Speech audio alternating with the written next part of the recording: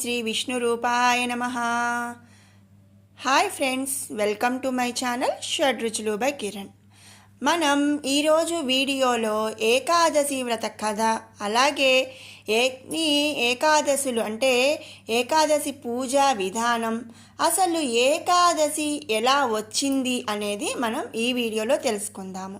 మనందరికీ కూడా ఏకాదశి అంటే నెలకి ఒక 2 ఏకాదశులు వస్తాయని, ఏకాదశి రోజు ఉపవాసం ఉంటే మంచిది అని, అలాగే కొన్ని ఏకాదశులు ముక్కోటి ఏకాదశి, తొలి ఏకాదశి అని మనం పండగగా జరుపుకుంటామని మాత్రం తెలుసు. కానీ అసలు ఈ ఏకాదశి కథ ఏమిటి అనేది మన ఎవరికి తెలియదన్నమాట. ఇప్పుడు ఈ వీడియోలో ఆ ఏకాదశి కథ గురించి మనం చెప్పుకుందాం. ఇక ముందు ఏకాదశి వ్రత కథ అలాగే పూజా విధానం తెలుసుకుందాం. మనం ఇప్పుడు కలియుగంలో ఉన్నాము కదండి. కలియుగంలో మానవులు యాగాదులు కర్మలు అంటే అందరూ కూడా యజ్ఞాలు చేయలేము కదా. అలాంటి వాళ్ళు ఈ ఏకాదశి వ్రతము గనక చేస్తే వాళ్ళకి కష్టాలు తొలగిపోయి సుఖ సౌఖ్యాలు లభిస్తాయని మహాభారతంలో శ్రీకృష్ణుడు ధర్మరాజుకు అరణ్యవాసంలో చెప్పారని ఒక నానుడి. మన పూర్వీకులు సూచించిన కొన్ని ముఖ్యమైన దినాలు అంటే పండగలలో ఏకాదశి ఒకటన్నమాట. మనకి నెలకి 2 ఏకాదశులు వస్తాయి. అలా సంవత్సరానికి 12 24 ఏకాదశులు వస్తాయి. ఈ 24 ఏకాదశులలో కూడా ముఖ్యమైన ఏకాదశులు ఒక 3 ఉన్నాయి. అవి ఏమిటి అంటే తొలి ఏకాదశి, ముక్కోటి ఏకాదశి, మూడవది భీష్మ ఏకాదశి. ఈ 3 కూడా మనం 3 పండుగగా మనం జరుపుకుంటామన్నమాట. ఇక తొలి ఏకాదశికి వస్తే ఆషాఢమాస శుద్ధ ఏకాదశిని తొలి ఏకాదశి అని జరుపుకుంటాము. దీనినే శయన ఏకాదశి, ప్రథమ ఏకాదశి అని కూడా పిలుస్తారు. ఈ తొలి ఏకాదశి రోజు నుండి శ్రీ మహావిష్ణువు క్షీరాబ్ది యందు శయనిస్తాడు, అంటే విశ్రాంతి తీసుకుంటాడు. కనుకనే ఆ మహావిష్ణువు శయనిస్తాడు కాబట్టి ఈ ఏకాదశిని శయన ఏకాదశి అని కూడా పిలుస్తాము. నిజానికి ఒక రకంగా పరిశీలిస్తే ఇది ప్రకృతిలో జరిగే మార్పులకు సంకేతంగా చెప్తారు. అంటే పంచభూతాలు, సూర్యచంద్రులు, గ్రహాల పరస్పర సంబంధం, వాటి గమనం, ఇవన్నీ కూడా మార్పులు అనేవి ఈ రోజు నుంచి జరుగుతాయి అన్నమాట. అయితే మనకు ప్రత్యక్ష దైవమైన సూర్యుడు దక్షిణం వైపునకు మరలినట్లు ఈ రోజు నుంచి దక్షిణాయన ప్రారంభాన్ని సూచిస్తాము. ఆషాఢ అంటే మనం జనవరి 15 అంటే సంక్రాంతి రోజు నుంచి మనం ఉత్తరాయణం అని అనుకుంటాం. ఇక ఈరోజు అంటే తొలి ఏకాదశి నుంచి సూర్యుడు దక్షిణం వైపుకు మరలి దక్షిణాయనంగా ఉంటుంది కాబట్టి ఇది కూడా ఒక ముఖ్యమైన రోజని చెప్పుకుంటాము. అలాగే చాతుర్మాస్య వ్రతం ఈరోజు ప్రారంభమవుతుంది. ఆషాఢమాసం శుద్ధ ఏకాదశి రోజు నుంచి 4 నెలల వరకు చాతుర్మాస్య వ్రతం జరుపుకుంటారు. ఇదే రోజున గోపద్మ వ్రతమును కూడా ఆచరిస్తారు. ఇక ఈ వ్రతాన్ని ఈరోజు మొదలుకొని కార్తీక మాస శుక్లపక్ష ద్వాదశి వరకు అంటే క్షీరాబ్ది ద్వాదశి వరకు కూడా చాతుర్మాస్య వ్రతాన్ని ఆచరిస్తారు.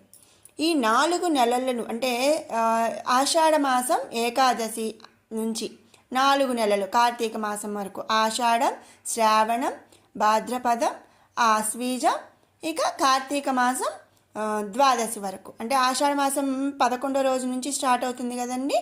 ఇక కార్తీక మాసం 11వ రోజు వరకు 4 నెలలు అవుతాయి. వాటిని చాతుర్మాస్య వ్రతంగా ఈ 4 నెలలు జరుపుకుంటారు. ఇక మన పంచాంగం ప్రకారం నెలకు 2 ఏకాదశులు, అలాగే ఏడాదికి 24 ఏకాదశులు వస్తాయి. చాంద్రమానం ప్రకారం ప్రతి 3 సంవత్సరాలకు కూడా ఒక అధిక మాసం వస్తుంది కదండి.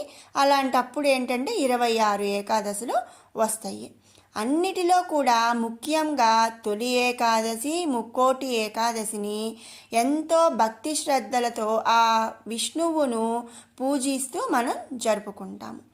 ఎన్ని అష్ట కష్టాలు ఉన్నా కూడా మనుషులని ఉద్ధరించడానికి సాక్షాత్తు శ్రీహరే ఈ ఏకాదశిని ఏర్పాటు చేశాడని, ఈ వ్రతాన్ని నియమనిష్టలతో ఆచరించిన వారు సమస్త వ్యధల నుండి విముక్తి పొంది మరణం తర్వాత వైకుంఠ ప్రాప్తి లభిస్తుందని పద్మపురాణంలో సూచించారని మనకి తెలుస్తుంది.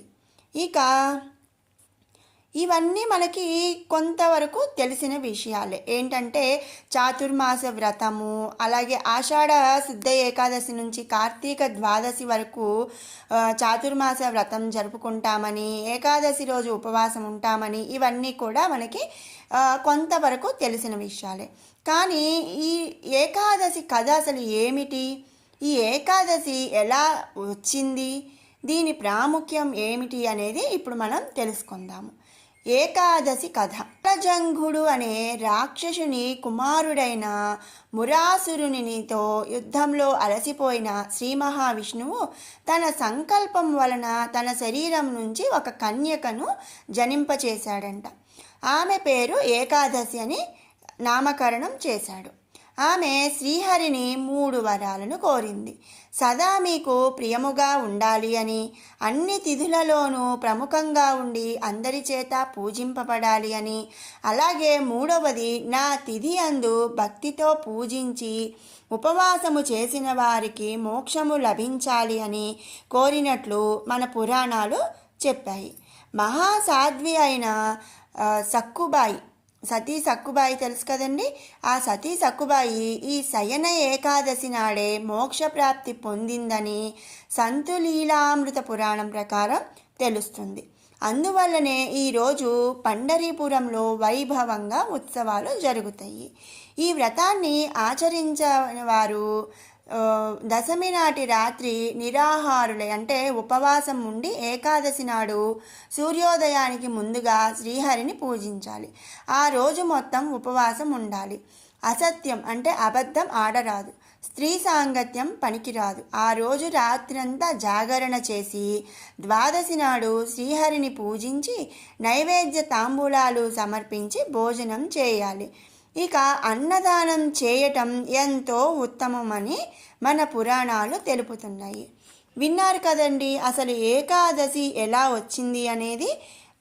ఆ అందరూ కూడా ఏకాదశి వ్రతము ఆచరించి సకల సుఖములను అనుభవించాలని, కష్టాలను దూరం చేసుకోవాలని ఆశిస్తున్నాను. మీకు మన వీడియో కనుక నచ్చినట్టయితే లైక్ చేయండి, షేర్ చేయండి, అలాగే కామెంట్ చేయండి. మరిన్ని అప్డేట్స్ కోసం మన ఛానల్ని సబ్స్క్రైబ్ చేసుకోండి.